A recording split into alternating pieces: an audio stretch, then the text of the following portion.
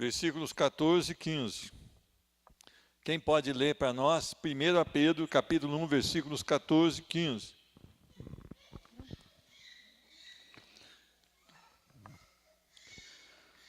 Como filhos obedientes, não vos conformando com as concupiscências que antes havia em vossa ignorância.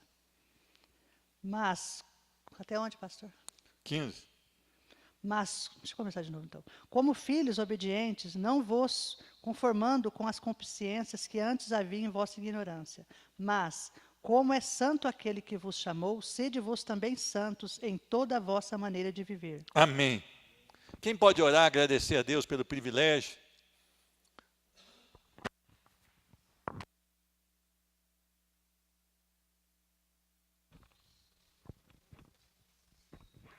Senhor, nós te damos graças, ó Pai, por esse dia, ó Deus, por esta manhã, Senhor.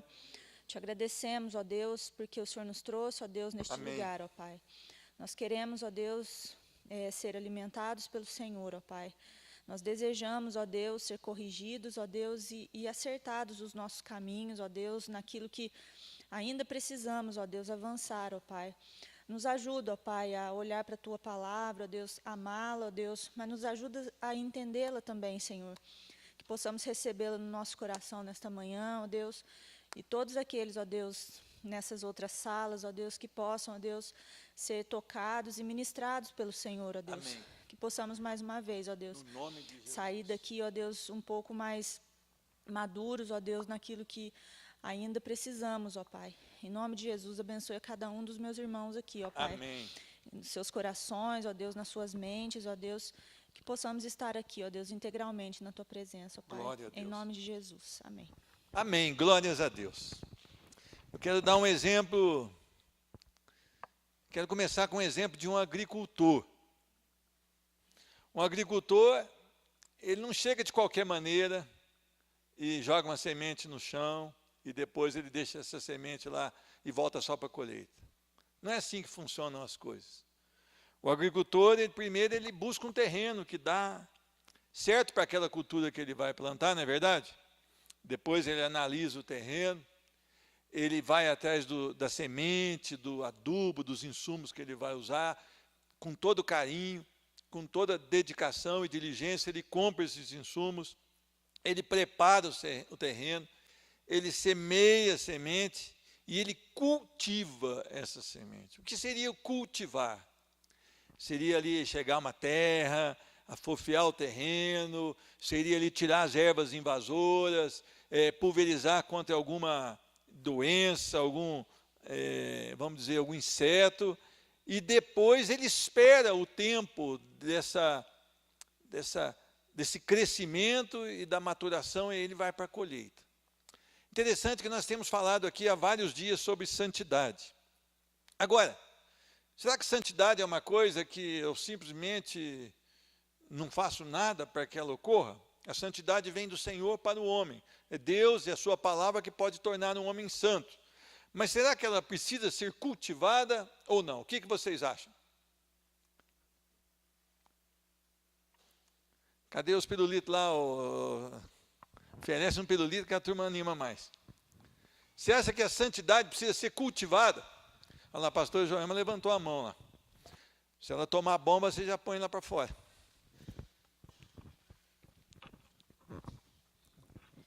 Eu creio que sim, porque a própria palavra diz, sede santo. Então, quer dizer, é uma delegação para nós sermos.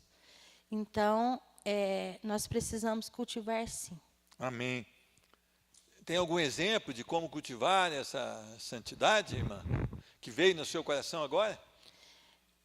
Como nós dizemos que somos cristãos, né? Então, precisamos desenvolver um caráter de Cristo. Amém. A irmã está fazendo só a sinopse do negócio, só o resumo do resumo do resumo. Mas tudo bem. Tem mais alguém que quer colocar um parecer? Será que a santidade precisa ou não ser cultivada? Nós temos vivido o tempo em que as pessoas estão lançando fórmulas 3 passos, você lembra que eu tenho falado muito 3 passos, 5 passos, 8 passos, 9 passos, 10 passos. Mas não, nós vamos buscar de uma maneira bem tranquila como cultivar. A santidade, isso não quer dizer que a gente está isento de pecar. Né, De jeito nenhum. Mas só que nós que, de acordo com o texto que o senhor leu na abertura, de João, né?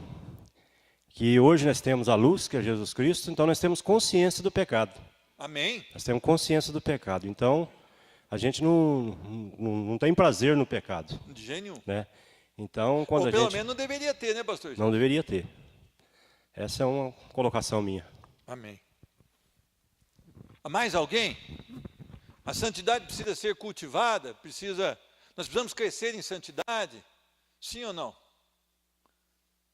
Todo mundo diz que sim até agora, os que falaram. Nós vamos... Opa, não. Opa. Ô, irmão, eu creio que sim. Filipenses 2,12 diz: desenvolvei com temor e tremor a vossa salvação, né? Amém. Que é a Quando a santificação, né? E quando a gente vai lá para o texto de Lucas, no capítulo 2, você tem lá o versículo 40 e o versículo 52. Fala que Jesus crescia em graça, estatura e sabedoria diante de Deus e dos homens. Amém.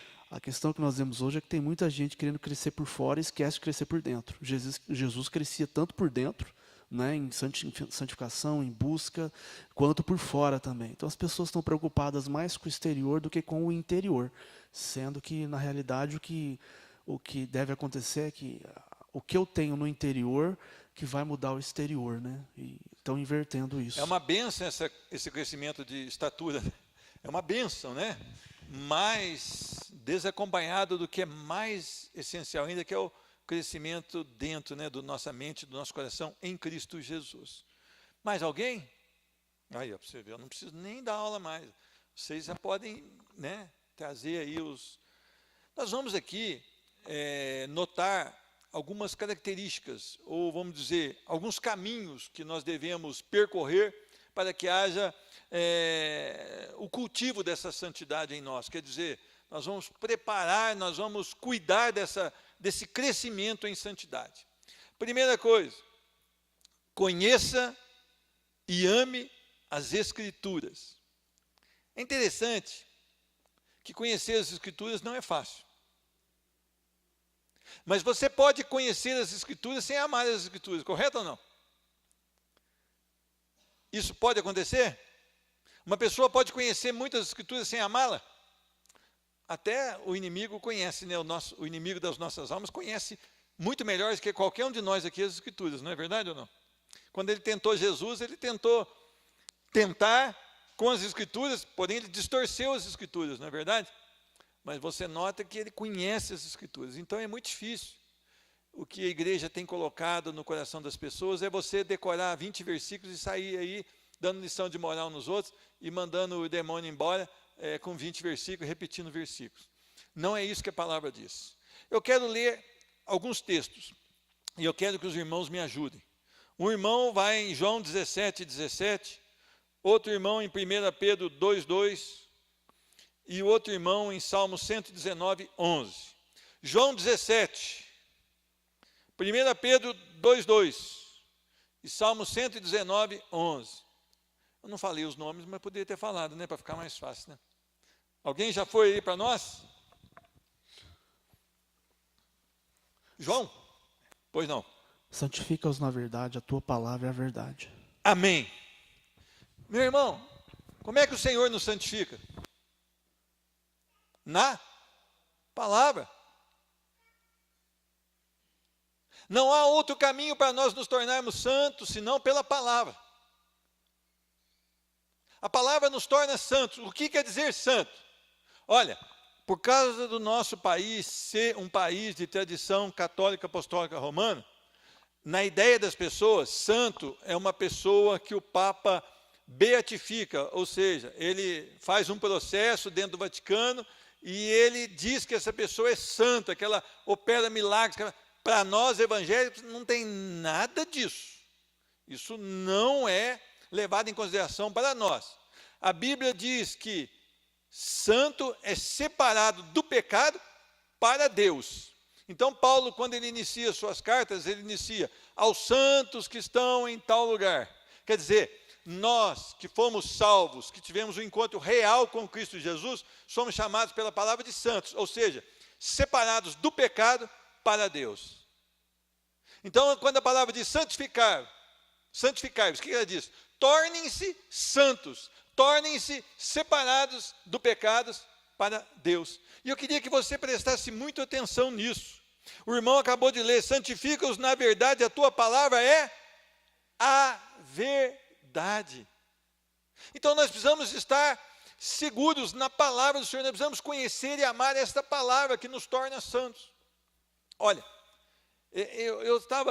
as minhas orações, elas têm sido muito para Deus mudar o meu coração, a minha vida, para me tornar com um caráter parecido com o de Cristo. E é interessante, como é que Deus ouve esse tipo de oração? Nas leituras que eu tive essa semana, Deus está me tratando num tanto de, vamos dizer, um tanto de coisa que eu precisava ser tratado, não tinha percebido. Normalmente, a gente gosta de tratar os outros, correto ou não? O irmão tem defeito, o irmão Samuel tem defeito, o irmão Florivan tem defeito. Nossa, como é que é?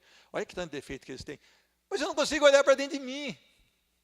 A única forma que eu possa olhar para dentro de mim e deixar de olhar tanto para o irmão Samuel, para o irmão Florivan, para a irmã, é olhando para a palavra de Deus, que ela vai cortar o meu coração e ela vai mostrar quem realmente eu sou. E por isso eu preciso conhecer essa verdade e preciso amar essa verdade. Vamos lá, 1 Pedro 2,2. Quem localizou para nós aí? Quem está com 1 Pedro? Samuel. Desejai afetuosamente como meninos novamente nascidos, o leite racional, Amém. não falsificado, para que por ele vades crescendo. Amém. A nossa versão aqui, ela diz desejai ardentemente. O que é uma coisa que arde? O que é na tua definição? É uma coisa que queima no seu coração de desejo. A Isabela, se não der o mamar dela, o Isaac, né? Dá um berreiro, não dá? Eles desejam ardentemente esse leite aí, né? Mas nós devemos desejar, da mesma maneira que eles desejam aquele leite, nós deveríamos desejar a palavra do Senhor. É interessante, nós batemos no nosso peito assim e falamos, somos crentes no Senhor Jesus. Será que nós temos desejado ardentemente a palavra do Senhor, como uma criança deseja o leite? Será que tem sido isso uma verdade nas nossas vidas? Não é nós buscarmos conhecimento para sentirmos melhor do que os outros. É nós buscarmos conhecimento por amor aos preceitos, aos estatutos, aos juízos do Senhor. Será que isso é uma prática de vida para nós? Será que quando nós lemos a palavra, nós falamos, gente, eu estou uma alegria no meu coração, porque agora chegou a hora, vocês me dão licença, porque eu preciso conhecer a palavra, porque eu amo tanto a palavra. Fala sério, gente. A nossa carne dá uma militada com nós, para nós não ler a palavra, não é certo ou não? E às vezes ela tem vencido, né? E muitas vezes que nós lemos a palavra, nós lemos de que maneira? Vou ler porque eu já vou cumprir meu papel de cristão. Não por amar a palavra do Senhor. Então é interessante. Esses dias eu dei o exemplo ali, quando Martinho Lutero, que ele lê Romanos e diz que o justo viverá pela fé. O que aconteceu na vida daquele homem? Aquele homem estava, se não me engano, estava numa escadaria pagando uma promessa ali, tentando, né, se automutilar para receber de Deus, porque ele não estava contente com a vida espiritual dele. E quando ele tem a revelação da palavra do Senhor, esse homem passa a comer a palavra do Senhor. Esse homem passa a comer, a chegar à exaustão de desejar a palavra, esquecer de se alimentar. Pensa bem, o pastor Gerson ficar, hoje eu não vou nem almoçar para ler a palavra do Senhor. Isso é incrível, não é mesmo, pastor João? Ele não rodear a panela e falar assim, eu estou mais apaixonado na palavra do que nesse almoção. É uma benção, né, pastor Gerson? Vai ser uma benção, glória a Deus. O senhor falou meio fraco isso aí, né? O senhor não concordou muito, não. Por que a gente está trazendo esse exemplo aqui? Porque primeiro a gente pega um boi, né? De piranha que a gente chama, né? Um para nós jogar para piranha. Segundo é porque nós, pastor Gerson, não é o senhor, a gente tenta jogar a culpa assim do senhor, mas nós desejamos muito mais o almoço, com aquele bifão, com ovo por cima, do que a palavra do Senhor. Isso tem sido uma constante da nossa vida. E isso é triste para nós. É algo desastroso nas nossas vidas. Mas esses homens foram tão importantes, foram, mas eles deixavam de comer por amar a palavra do Senhor. Eles liam. Teve um deles, que eu não lembro qual foi, que a mulher bateu no quarto, tiveram que arrombar a porta, ele estava desmaiado de tanto que ele desejava a palavra. Ele não leu para falar assim, Senhor, eu tô fazendo isso para ganhar crédito com o Senhor, não. Ele desejou, ele entrou na palavra do Senhor, ele foi comendo da palavra do Senhor, foi bebendo da palavra do Senhor, de uma maneira que ele esqueceu de toda a vida, até de se alimentar, e ele caiu ali enfraquecido. Desejar ardentemente, como crianças recém-nascidas, o verdadeiro leite espiritual. Salmo 119, 11. Salmo 119, 11. Quem achou aí para nós? Guarda no meu coração as tuas palavras. Para quê? Para não pecar contra ti. Eu preciso memorizar essas palavras e deixar no meu coração. Por que eu devo fazer isso? Na hora das decisões, tem gente que é assim, você já viu? Vai tomar uma decisão ali, tem que tomar uma decisão rápida. Não, eu tenho que orar. Mas espera aí, tem decisão que não dá tempo. Você pode fazer uma oração como de Neemias, né? Orou e disse ao rei. Mas você tem que estar preparado para as decisões da vida. Tem algumas decisões que não vai dar para você orar e voltar amanhã. Você tem que estar em vida de oração e você tem que ter guardado no seu coração as palavras do Senhor. Para quê? Para quando você dar a resposta, não estar pecando contra o nosso Deus. Então o cara se acha muito espiritual, que tudo que você fala para ele, ele fala, eu vou orar. Mas ele não vive em oração? Porque se ele vive em oração, ele saiu pronto para a batalha hoje. E se ele saiu pronto para a batalha hoje, ele saiu para responder as questões da vida.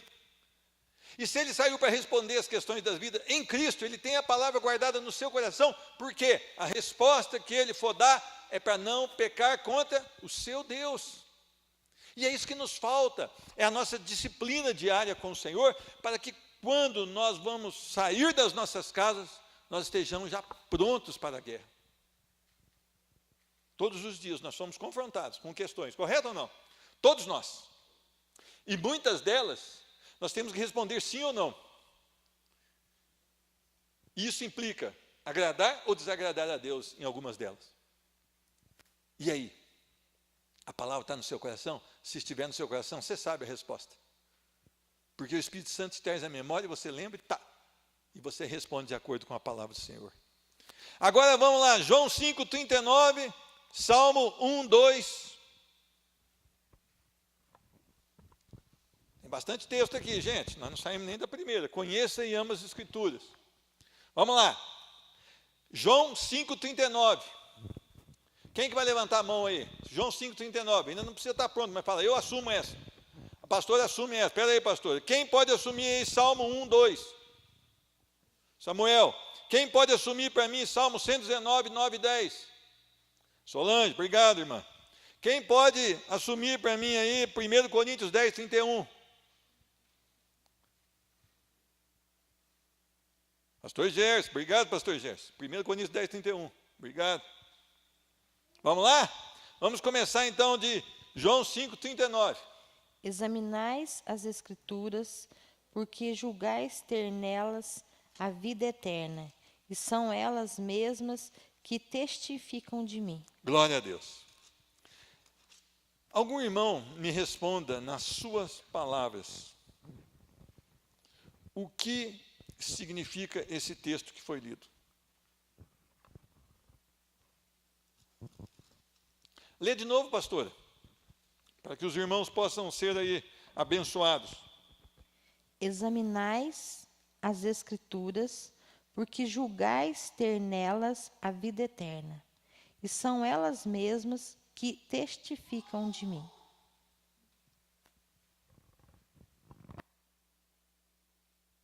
E aí, quem pode me dar uma ajuda aí? O irmão Samuel quer ajudar aí. A própria palavra diz testificar dela o que Jesus fez por cada um de nós, porque Deus fez Amém. por cada um de nós, Amém. enviando a Jesus. Amém. Então eu devo examinar. O que significaria examinar para o senhor, irmão? Estudar, é aprender. Amém. Porque ali está todas as coisas, né? É como um investigador, né? ele vai examinar ali. O médico, quando uma pessoa morre e eles não sabem a causa, o que ele faz? Ele faz uma, como é que chama isso? Necrópsia. Porque ele vai examinar cada órgão, cada vestígio ali para descobrir, né? Então nós devemos fazer com a palavra a mesma coisa, tá? Nós devemos minuciosamente examinar as Escrituras, nos deleitar. O irmão Fábio, ele quer colaborar conosco aí? Irmão, interessante aqui é que eles querem o resultado, mas eles não querem o meio para chegar no resultado. Então, Quer pagar o preço? eles querem a vida eterna, mas eles não querem ir a Jesus para conquistar a vida eterna. Tanto Eles é que vão você vê pelo que mérito, né? Quase por fora, né? Correndo por fora. Né? tanto é que você vê que no 40 eles falam, né? Ele fala, contudo não quereis vir a mim para terdes vida. É igual as pessoas hoje em dia, né? Eles querem o resultado, mas eles não querem ficar perto de Eles Jesus. querem ser cheios do Espírito Santo, mas não querem estudar a palavra, não bem quer por aí, investir né? tempo na oração, mas quer ser cheio do Espírito Santo. E entra assim, arrepiado, tremendo. Né? Estou cheio do Espírito Santo. Está mesmo? Quero ver se está. Segundo, Salmo 1, 2. Antes do seu prazer está na lei do Senhor, e na sua lei medita de dia e de noite. Amém. Quem quer colaborar com esse texto? Às vezes a gente pensa no meditar dia e noite. Mas aqui que fala no começo desse texto? Prazer, deleite, se agradar nisso. Será que nós temos tido prazer na lei do Senhor? Meus irmãos, eu noto que as pessoas que estão em dúvida quanto à sua fé, elas questionam a palavra do Senhor. Os salvos, eles se deleitam na palavra do Senhor, até quando elas vão contra a própria pessoa. Porque normalmente vão contra nós mesmo, contra o nosso eu, correto ou não? Mas nós não colocamos em dúvida a palavra do Senhor. Nós sempre colocamos em dúvida o nosso comportamento. Então nós estamos vivendo um tempo agora, que daqui uns dias talvez nós não possamos mais, pela lei, a lei nos proíba de falar a verdade que está aqui nessa palavra. E talvez chegue a ameaça, se você falar essa verdade que você diz que é verdade, você vai ser preso, certo ou não? E aí eu pergunto para o senhor, ou para vocês, será que nós vamos continuar falando a verdade de Cristo Jesus? Porque essa verdade confronta tanto o mundo quanto como sistema, né? Quanto as pessoas desse mundo. Essa palavra ela vai contra esse sistema, essas normas que o mundo tem colocado. E principalmente vai contra as pessoas. Ontem a Ju me mandou um texto de um pastor.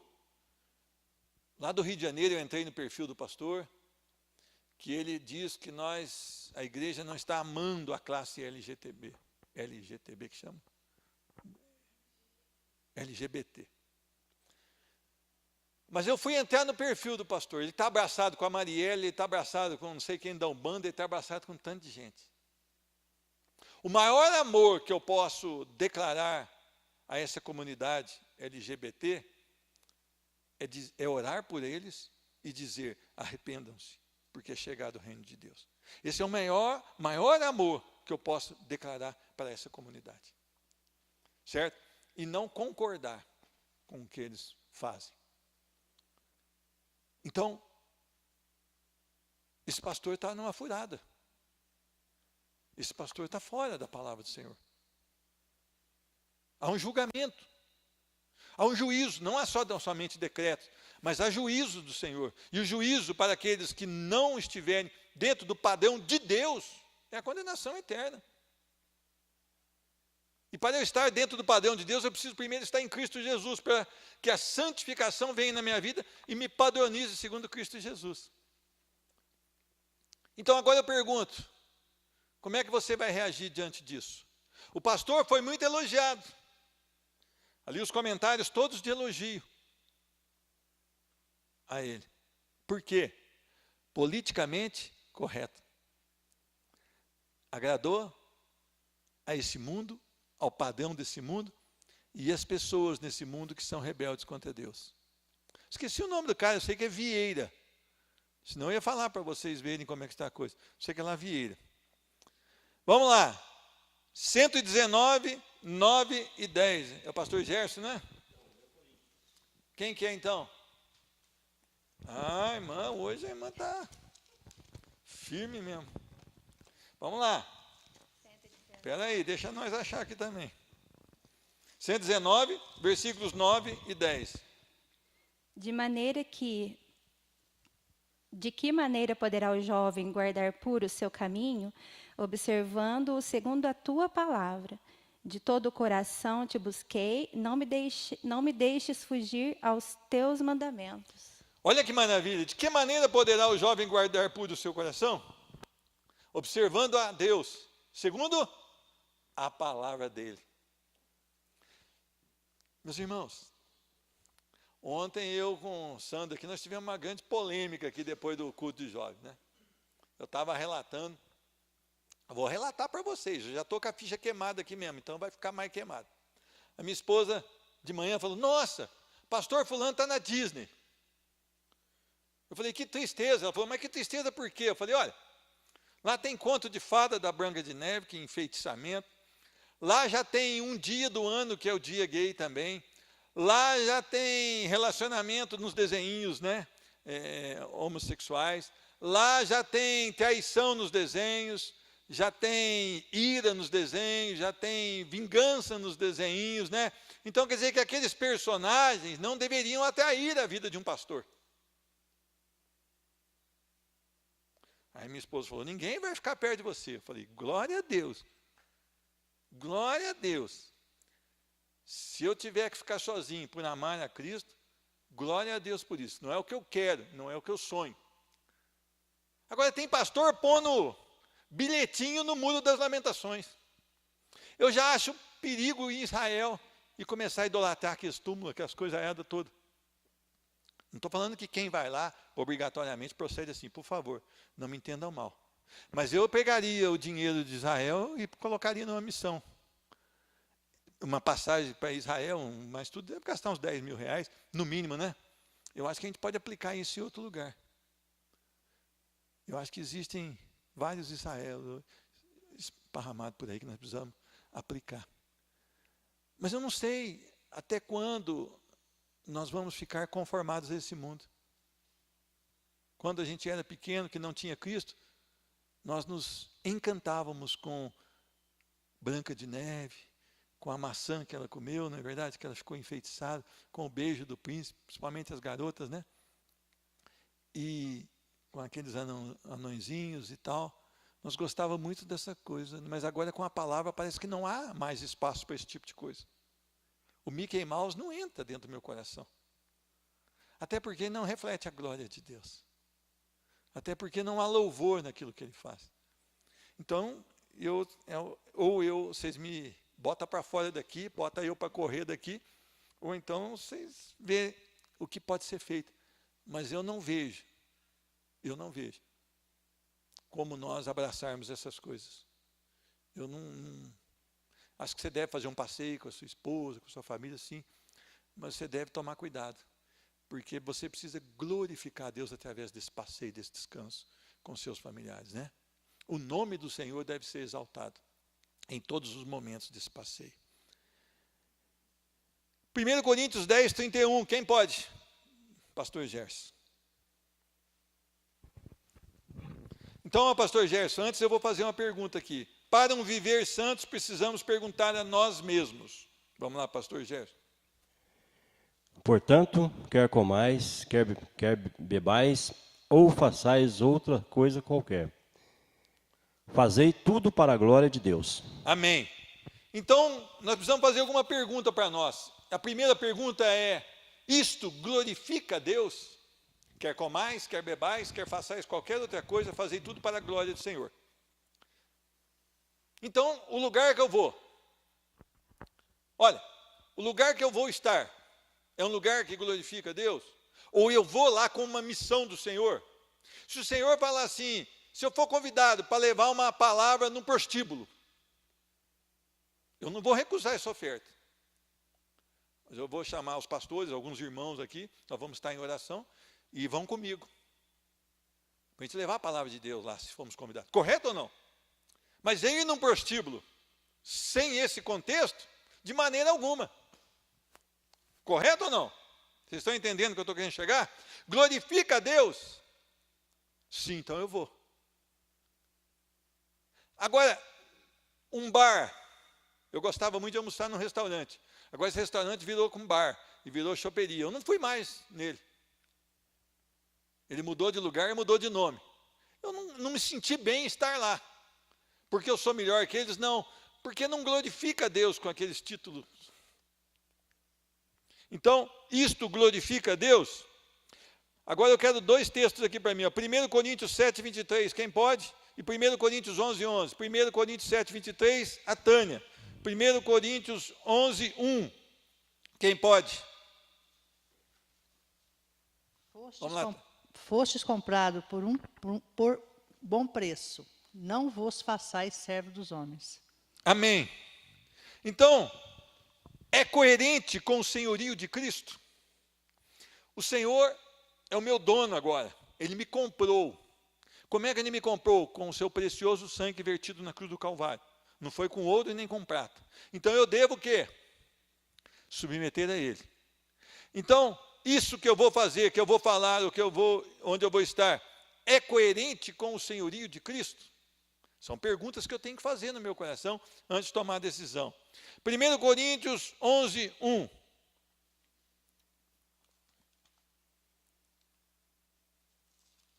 Quem pode? Sede meus imitadores, como também eu sou de Cristo. Amém. É coerente com exemplos bíblicos? Isso que você está pensando em fazer, ou que você quer falar, ou onde você vai estar.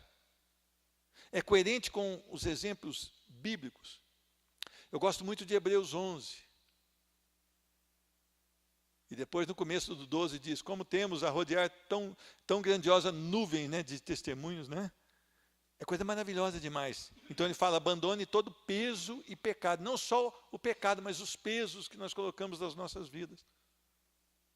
Então eu queria que você entendesse isso. Quando Paulo diz, sede meus imitadores como eu sou de Cristo, ele está falando, olha, tem um padrão.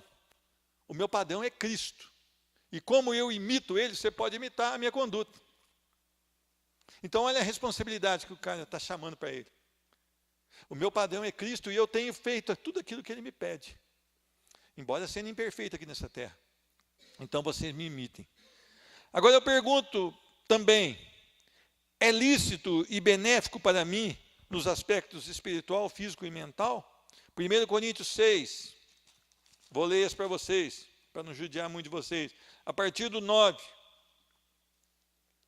1 Coríntios 6, diz a palavra do Senhor, ou não sabeis que os injustos não herdarão o reino de Deus? Não vos enganeis, nem impuros, nem idólatras, nem adúlteros, nem efeminados, nem sodomitas, quer dizer, quem tem relação homossexual, nem ladrões, nem avarentos, nem bêbados, nem maldizentes, nem roubadores herdarão o reino de Deus. Tai fostes alguns de vós, mas vós vos lavastes, mas fostes santificados, mas fostes justificados em o nome do Senhor Jesus Cristo e no Espírito do nosso Deus. Alguns de nós estavam nessa categoria, né? E agora nós fomos o quê? Lavados no sangue do Cordeiro, justificados por Cristo Jesus. Então, a nossa conduta já não é mais essa, porque nós fomos santificados. Meus irmãos, é uma coisa notória. Quando há uma conversão genuína, essas coisas básicas do nosso dia a dia, nós abandonamos de imediato. Agora, tem coisas que nós achamos que está certo, mas que a palavra vai nos esclarecer. Por isso, a palavra nos liberta e nos santifica. E ela vai nos trazendo a verdade, e nós, então, vamos abandonando mais e mais coisas. E isso é maravilhoso. Eu queria que vocês entendessem que sem a palavra não há santificação. Sem a verdade que é Cristo, não há santificação. Meus irmãos, eu queria que você olhasse. Isso que você vai fazer te coloca debaixo de escravidão? Meus irmãos, um crente que está no vício da pornografia na internet, Um crente que está no vício do cigarro, da bebida, da maledicência. Meu irmão, ele pode repensar a vida dele, não é crente. Isso escraviza a vida dele. O povo pensa que é só a droga que escraviza. Não, a mentira escraviza. O sexo escraviza, se ele não for no contexto do casamento. Falar mal dos outros escraviza. Idolatrar escraviza. Não é verdade ou não? Então não é só o crack que escraviza. Não é só a cocaína que escraviza. Não é só o cigarro e nem a bebida. Várias outras coisas te colocam debaixo de escravidão. Então nós temos que fazer essa pergunta: isso me trará sobre a minha vida um poder escravizante? É onde eu não devo jamais entrar por esse caminho. Meus irmãos, deixe a Escritura ser a direção da sua vida. Quando as pessoas se perdem no mato, o que eles precisam? Bússola. Por quê? Não dá nem para orientar para o sol. Por quê? As árvores, né? A copa das árvores, elas tampam o sol. Então ele tem uma bússola. E ali ele marca uma referência e vai sempre naquele caminho. E assim deve ser a vida do cristão. A Bíblia é a bússola para guiá-lo no crescimento da santidade e na tomada de decisões da vida. Eu e você precisamos levar a sério a nossa vida de santidade no Senhor, santificação em Cristo Jesus. Ame e conheça a palavra de Deus. Segundo, morra para o pecado e viva para Cristo. Romanos 6,11. Algum irmão pode abrir para nós?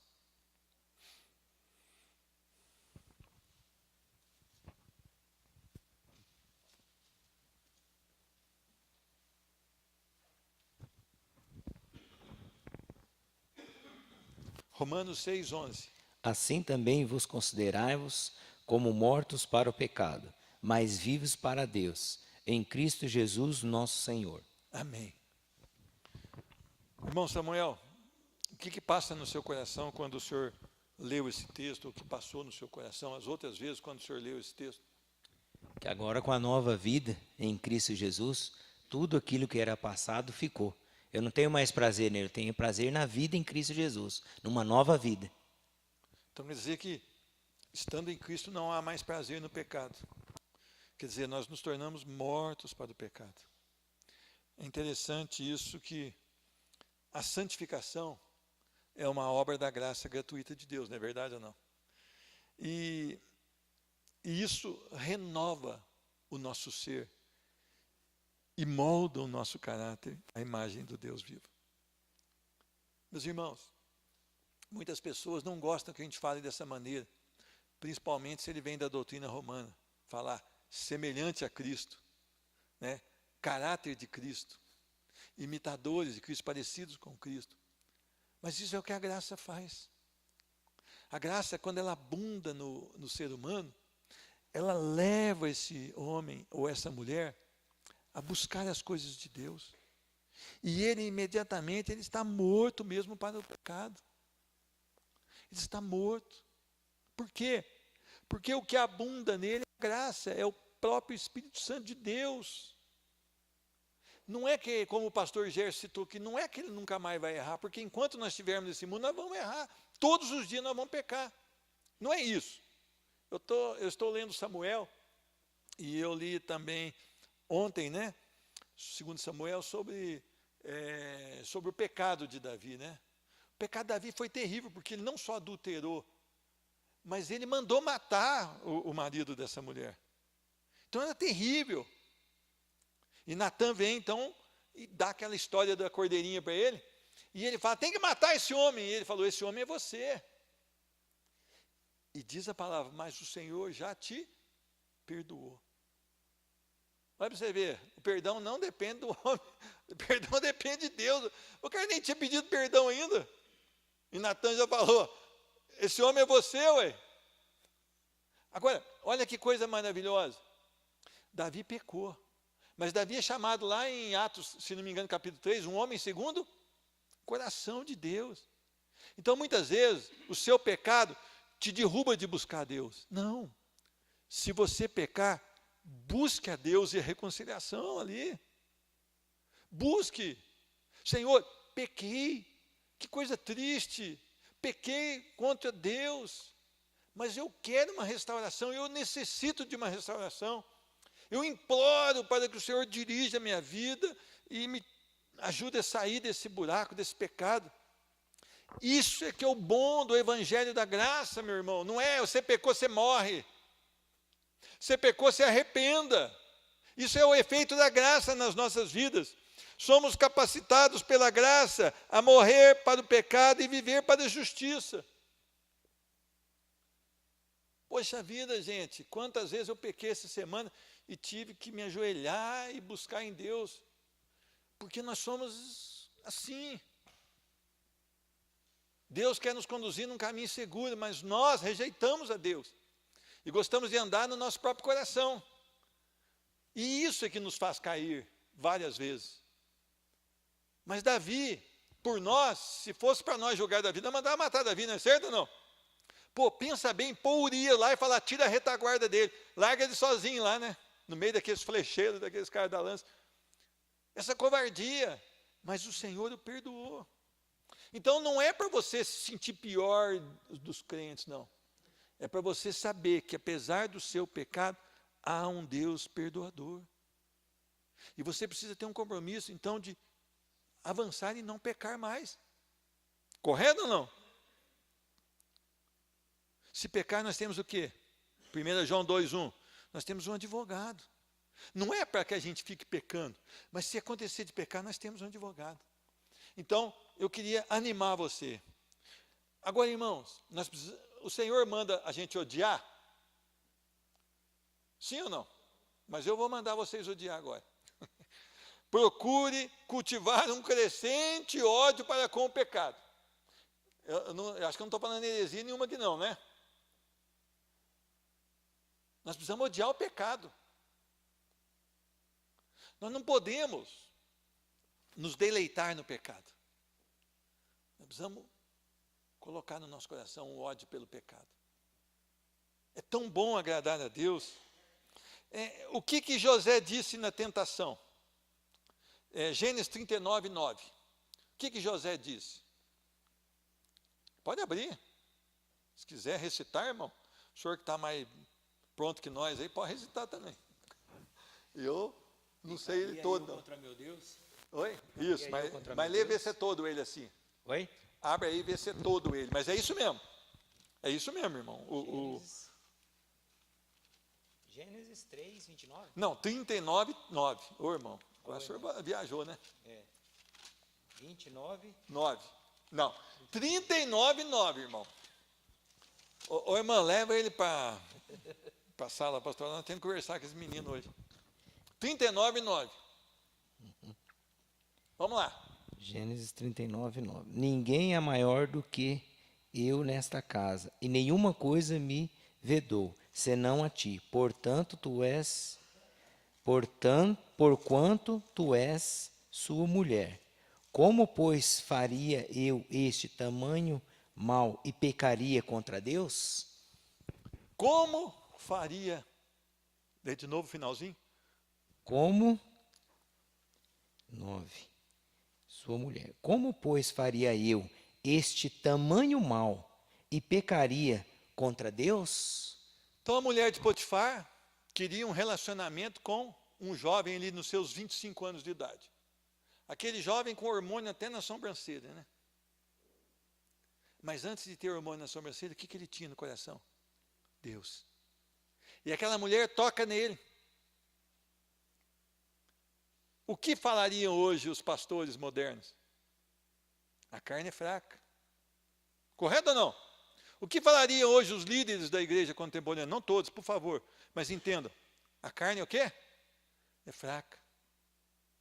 O que falou José? Cometeria eu tamanha maldade e pecaria contra o meu Deus? Então isso, irmãos, que é o ódio pelo pecado, o amor pelas coisas de Deus. Nós precisamos lutar por arrependimento diariamente. Temos que lembrar todos os dias de Lucas 18:3 da oração do publicano. Qual que foi a oração do publicano? Cabeça para baixo. Lá no final, batendo no peito. Ser propício a mim, pecador. Quer dizer, tenha misericórdia de mim, Senhor Deus, porque eu não passo de um miserável. Será que as nossas orações têm esse tipo de comportamento? Será que a graça tem feito isso com você? De você cada dia mais lutar por um arrependimento? Descubra ídolos em seu coração. Meus irmãos, é o que eu falei no começo, é muito mais fácil eu ver defeito nos outros. Mas nós precisamos descobrir ídolos no nosso coração. Você pode estar amando um filho mais do que a Deus.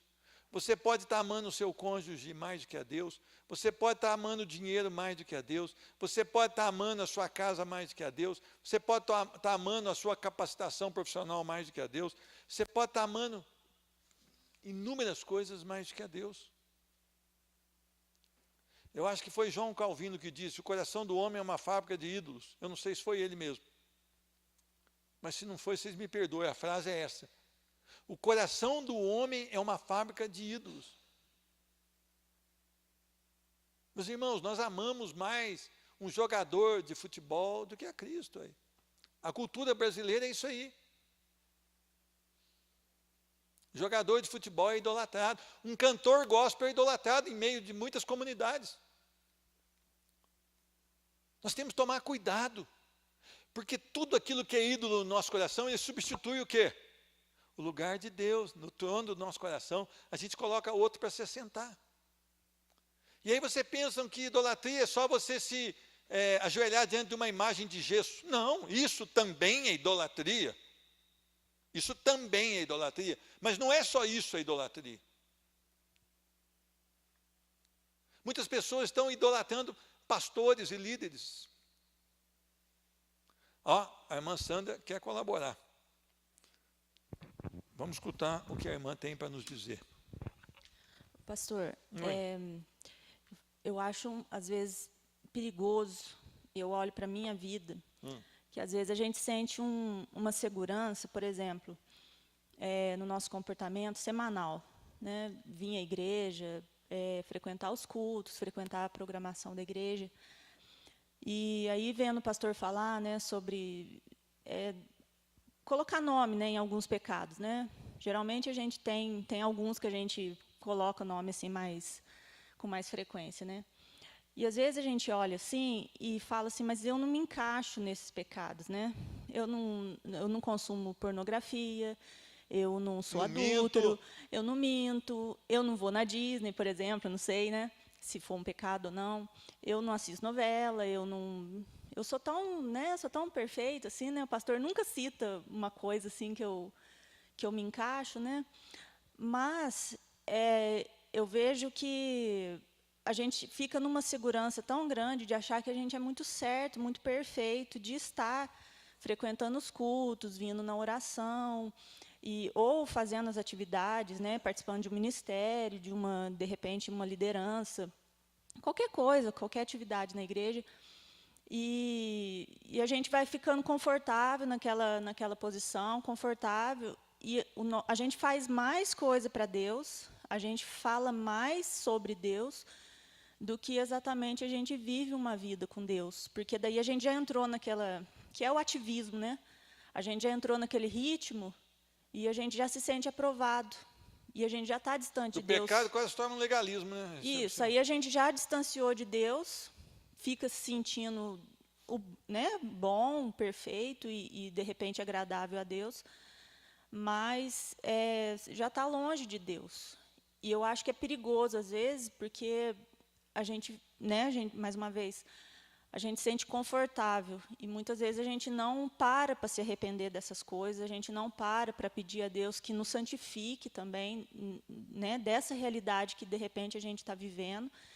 E porque às vezes o pastor não cita o pecado que eu cometo, né? Ele só cita o adultério. Eu citei aqui de 1 Coríntios 6:9 em diante, por exemplo. Não, sim, eu tô dizendo assim, eu entendi. Às vezes eu não me encaixo nesses, né? Então eu estou bem. E normalmente a gente se encaixa nesses, viu, irmã? Então. Normalmente a gente se encaixa nisso, se a gente analisar mais profundamente cada mas um deles. Aí, isso que eu quero falar, essa análise que eu acho que a gente precisa fazer diariamente.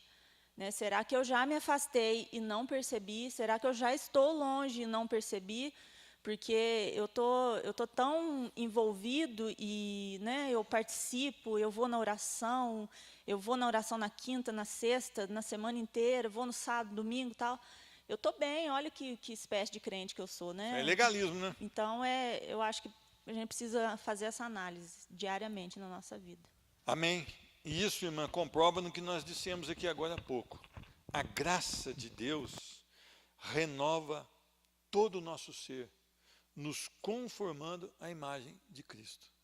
Então, o problema, quando você não acha o pecado que você está cometendo, certo? É porque você está parte dessa graça, você está com alguma rebeldia no seu coração, algum tempo de rebeldia, porque facilmente a gente encontra na palavra o nosso pecado. E vários deles, quando nós fazemos a leitura, estamos debaixo dessa graça realmente de Deus, você fica mole para achar os pecados que você comete. Eu entendo o que a irmã quis dizer e concordo com o que a irmã quis dizer, mas eu quero dar um reforço. O que eu vejo na igreja hoje é que a maioria não tem a graça do Senhor Jesus, ou seja, não nasceu de novo. Porque essa graça, ela age no coração do servo. Esse favor de Deus, ele continua ativo no coração do servo. E depois nós vamos ver mais para frente, domingo que vem, talvez, como essa graça age em algumas áreas da nossa vida e, normalmente, ela nos faz sentir o quê? Miseráveis. Irmão, não fala isso não que eu saio dessa igreja. A graça nos faz sentir miseráveis. E isso é muito bom. Não queria adiantar isso não, mas isso é ótimo. Porque quando você se sente miserável, você entra naquele texto lá de Isaías 57 que eu li. Deus habita no coração quebrantado e contrito. Tá? Se não me engano, 57:15, Isaías 57:15. Deus habita no santo templo e Deus habita no coração do quebrantado e contrito. E isso é que é a maravilha. Normalmente, todo mundo ia bater palma para a oração do fariseu, correto ou não? Porque todo mundo sente o que o fariseu sentia. Todo mundo que não tem a graça. Mas aquele homem que é publicano, rejeitado, considerado o traidor dos traidores, ele faz a oração da maneira que é correta. Assim como aquela viuvinha ofertou. Se nós fôssemos mensurar aqui a oferta da viuvinha, nós ia falar, pô, essa viúva aqui está brincando com Deus, não é? 2 moedinhas ali, que era 1/4, parece, do denário. Oh, está brincando, está dando esmola para Deus? Não. Ela deu o quê? Tudo quanto possuía. Ela não pensou na refeição da tarde. Ela não pensou no amanhã. Ela não pensou, olha, eu vou tirar as coisas aqui, o que sobrar eu dou de dízimo. Não. Ela pensou, eu vou ofertar tudo que eu tenho. Então, com facilidade, ela fez aquilo. Por quê? Algo havia no seu coração. Eu estou dando esse exemplo porque são textos bíblicos, mas pode encaixar em qualquer área das nossas vidas. E vocês sabem o quanto nós devemos orar para que Deus mude os nossos corações. Porque temos pecado contra o Senhor.